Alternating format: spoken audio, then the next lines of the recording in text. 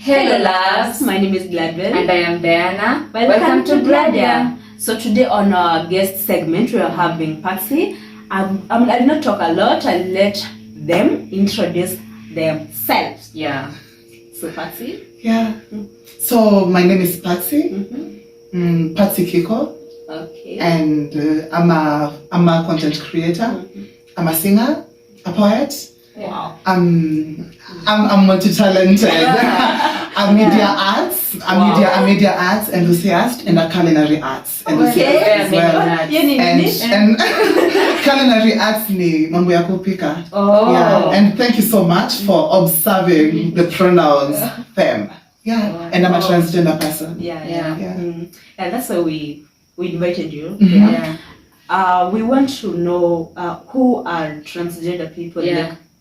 Clarify on that. Okay, so the definition of a transgender person is a person who does not subscribe to the gender assigned at birth. Basically, a case scenario of a woman trapped in a man's body or a man trapped in a woman's body. So that is just it. It is what a transgender person is. So a transgender person is not a gay person. A transgender person is not a lesbian person. Yeah, a transgender person is just a transgender person. Oh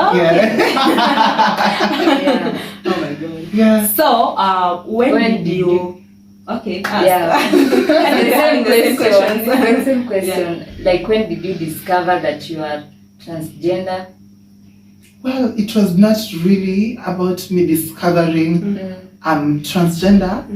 It was about me identifying who I really was, because it's not something that comes up like later in life when you decide I've been a plumber and now I want to be a cook. No, it was something. It was the transgender traits are always there, but more often than not you're not able to really pinpoint and say that this is what I really am. You just realize you're different from other kids. And so identifying that I was a transgender, that was in high school. Oh, high school. Yeah. After I did a play and the character was an intersex person.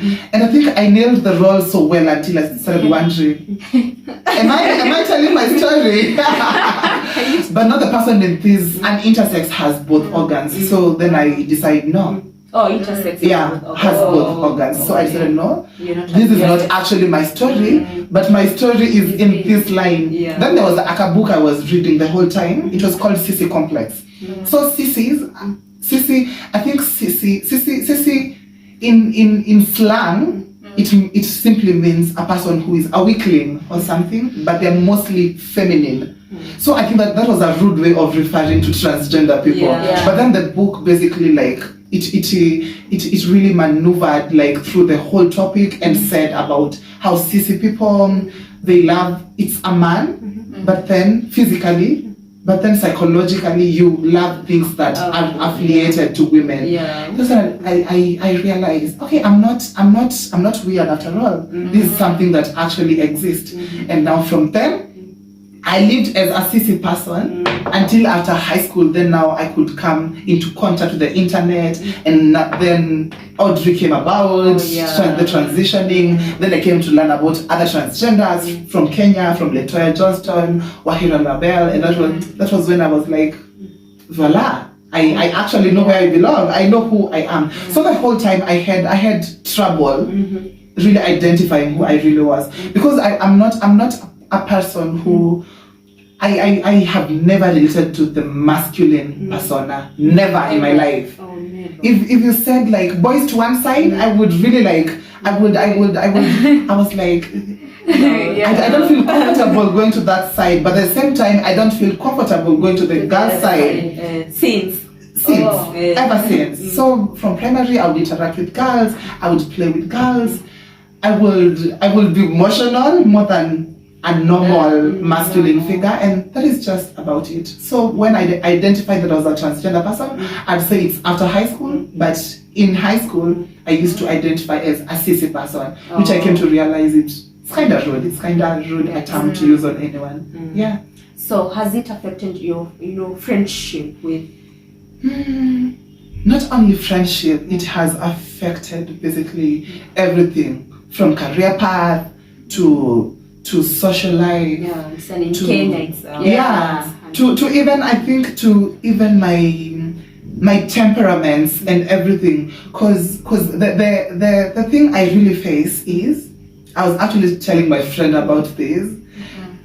Nitatoka kwa nyumba, like I just leave the house and I decide today I'm going to serve masculine energy. Then you leave the house and the first person you meet, and I end up kukustia and you're wondering, why the masculine thing is not working out? Because I'm just thinking if it was a normal masculine person, the next thing is about friendship. People judge. People want to, when you're physically masculine and you're trying to identify as otherwise, it's not everyone who will try to understand what you're really going through. So yeah, you will lose friends, but I think that is family. That is family. Wow. I think that is a whole episode that I can talk about, because I think like the meanest of like encounters I've had are with family members, and I think that is just about, that is all I want to say. But it's okay. I have healed. I have no time to concentrate on negativity, positive vibrations, and inshallah. Yeah. Okay. And also now career paths. Yeah. Okay. Like. Sorry. We were discussing about how also career paths. Automatically there is a career I won't really venture into. For example, I pursued film. Right now in Kenya, I think the film industry in Kenya is not ready for me. So automatically, that is why I had to kind of withdraw from that and try to create my own platform. And also now the corporate world in Kenya. Of course, they expect if you have a masculine physique, you should behave the part. And if you don't look the part, then automatically it's kind of automatic that you're out of the list of people they would want to engage as a future employer. So that is just about it. Yeah. So, but if you like, okay, change, because see this the whole process. Yeah. The after that it transitioning. happen. After that it happen.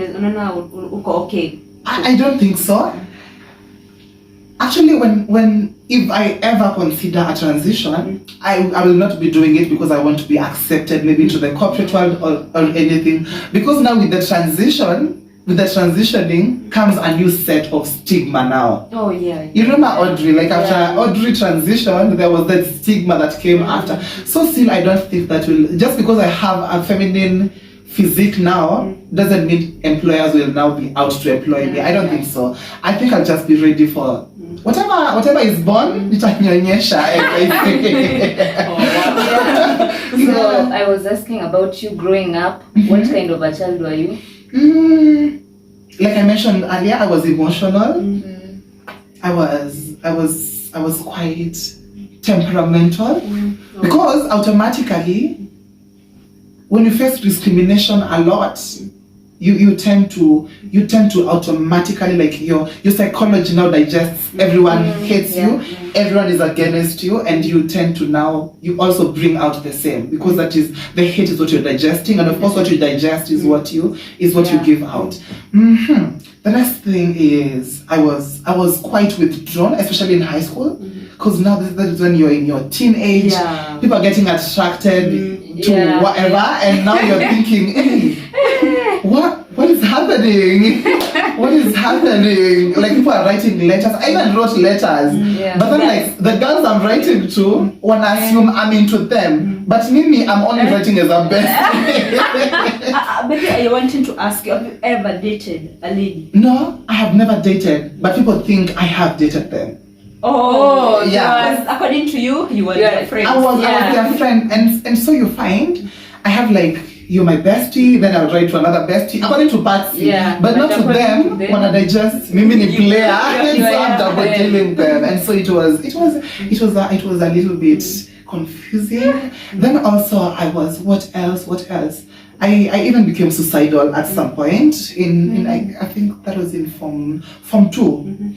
But then I think I had my own ways. Luckily, I had my ways. I had a coping mechanism. So I used to write a lot of journals, a lot of diaries, and they would always get stolen because I did not put this interested in my life. So I'd write everything I'm going through, blah blah blah, and then at some point just dispose it, and that would be therapeutic. I also did that. But something I didn't run away from was acidity, the ulcers and everything. I would get attacks once in a while. But you know, of course, in high school. I know, and then the worst thing is you can't share to anyone, even suicidal thoughts.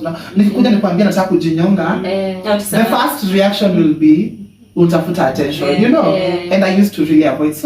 I used to avoid that. Then ikakuwa na a negative impact on me. So I think to sum it all up, I was withdrawn.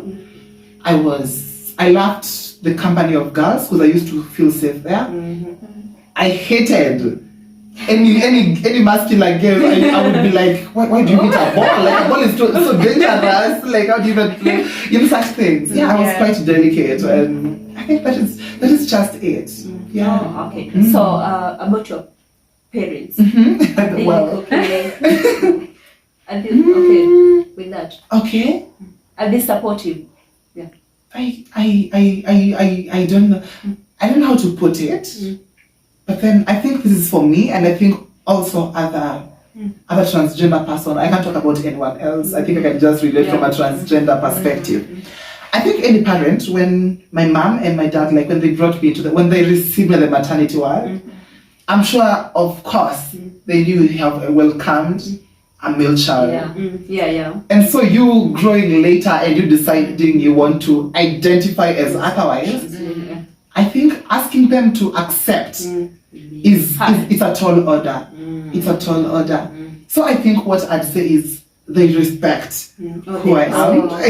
They respect who I am.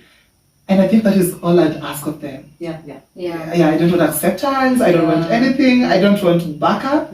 Because that is just it. Who is your role model?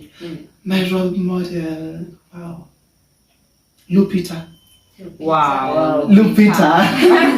Coincidentally, I started acting like in 2014 when I was in Form 2. Then in 2014 was when Lupita won the Oscars. And so when I first won the first award in the drama festivals, the principal now introduces me to Lupita. I didn't know who Lupita is. Then he tells me, oh, you know Lupita was this and this. Lupita is a Kenyan who has won the Oscars.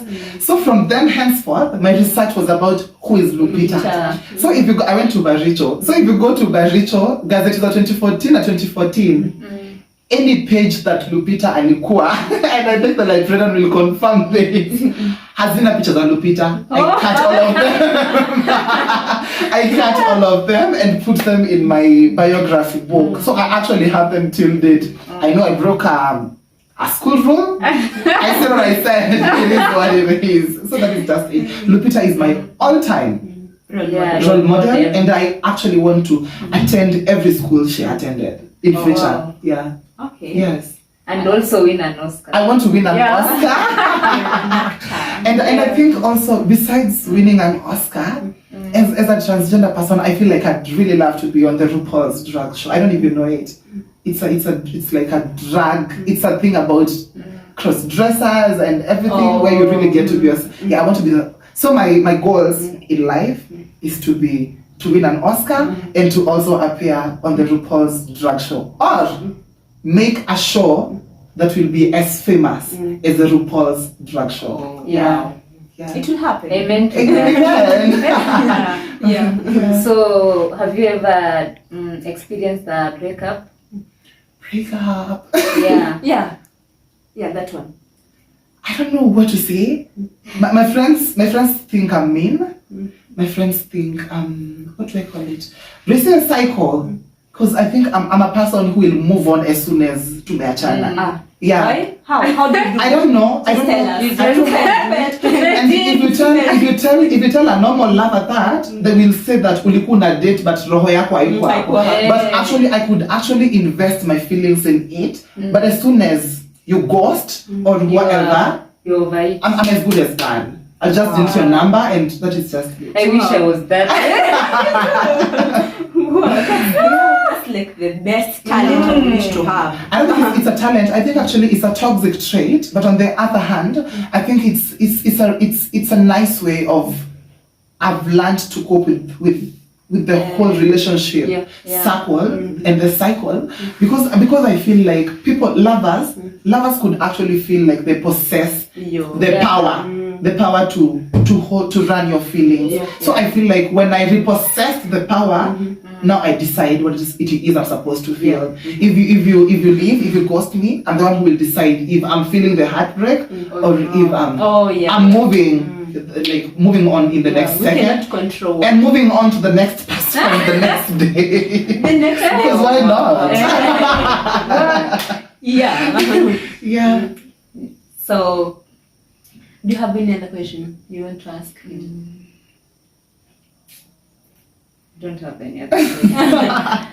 Okay, so we have come to the end of the discussion. Yeah, please subscribe, share, comment, and like this video. And follow me on my follow socials. Yeah. Tell them. She has great content. So I am Patsy Kiko on TikTok. TikTok is where like I do the most. I don't say ratchet. I'm just out there on TikTok. Patsy Kiko on TikTok. Patsy_Kiko on Instagram and Patsy Kiko on YouTube. Those that post anything, but great content is coming your way. On Facebook. No, don't find me on Facebook. Don't follow us on No. Yeah, before we close, Patsy has a great voice. Oh, If there's something you didn't ask though, I told you I'm going to run this. This is the issue of hosting a content creator. You didn't ask about the challenges I go through as a transgender person. The challenges. I think the challenge. I think our life is just a challenge by itself. The fact that you're different. But I think the challenge that has stood out for me is when I experienced like a security threat recently. So I did a birthday shoot. I was all dressed up and everything. I posted the photos on Instagram with the sole intention because it was a professional photo shoot. So I had the intention of maybe attracting brands, attracting people who would want to work with Patsy as a brand. But now for whatever reason, that's why I really avoid Facebook. The Facebook audience decided to come for me. They took screenshots and sent to my mom, and they now start attacking my mom and telling her, your child is rubbing homosexuality in social media. So it's just a shoot, then it has transitioned to sexual. So, okay, this is not enough. So then like a few days later, I get a call from my dad. And he tells me that we got summoned by the security officers from Kirinyaga. And they are saying that you're recruiting people to a movement called LGBT. You're recruiting gay people. And so my question was, how does a transgender person recruit gay people? And I was like, okay, people are ignorant and everything, and they have the right to conclude whatever it is they want to conclude. But I felt like it was really mean. And my main question was even how the security officers got to contact my parents. So that's why I said like the whole thing was a security threat. Because now I'm wondering, these people have my screenshots from the social media. So of course someone is behind that. Because from sending my mom the screenshots to security officers with the allegations that I'm recruiting people to whatever group. And so I had like to bring down some of my posts. When was that? My birthday was on 18th, so let's say like 1 week later. 1 week. Like which month? February. Just last month. It's just last month actually. So like I had to bring down my posts on Facebook because I was like, Facebook audience, y'all are doing the most. And I'm actually considering like just getting out of that space because it's a toxic one. It's a toxic one. Because if anything, I could have got hurt. Because I'm not on Facebook.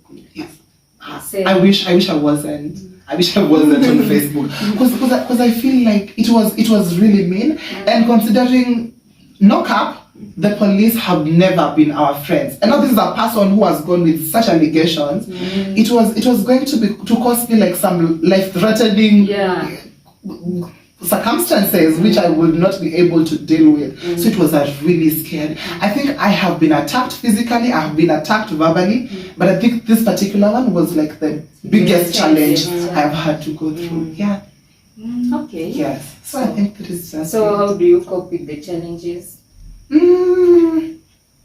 I think it is just God's grace, and you thank God when like you get to see another day, because you could just be walking and people decide to attack you, and you have no control over that. And more often than not, like these attacks you see like on the streets, and the attacks you see like broadcasted on the social medias, it can be something as simple as, right now I'm dressed up. Nitembea tu kwa barabara, then a random lady like just decides anichokoze and makes a comment, you know. And as human, I decide to clap back. Then I decide to clap back, and then now she goes into an outburst. Then creates a scene. The scene escalates. I start getting attacked by other people. From verbal, it gets physical, and before you know it, there is a death case. A transgender person has been killed. That is how it happens. That is how it just happens. You just minding your own business, then someone just decides to come and provoke you. Yeah. So I think we are done sing now. I thought you had forgotten. No, I want to hear that nice voice. Yeah, so I think people look at me who don't expect whatever I'm going to sing. I'm into rumba and mogithi, but I'm going to sing rumba. I love singing in Lingala. No. Okay.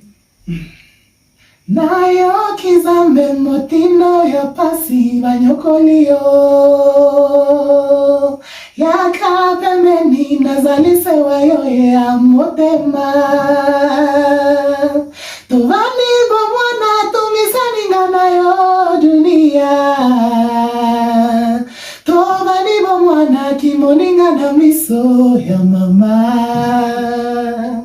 ezali mobena yoko komi na pasi na zate nakoya na Kenya na yakosa yoto zonga na Kinshasa yalati mopasa lokumu ya family wote wapi. Wow, that's great. Follow back, guys. Thank you so much. Yeah, it was nice having me. Yeah, it was nice having you. It is really comfortable interacting with you guys. Thank you so much for coming to Gladia. Thank you so much for we look forward having to me. having another interview. I look forward to that too. So thank you. Bye bye. Bye bye. See you in the next video.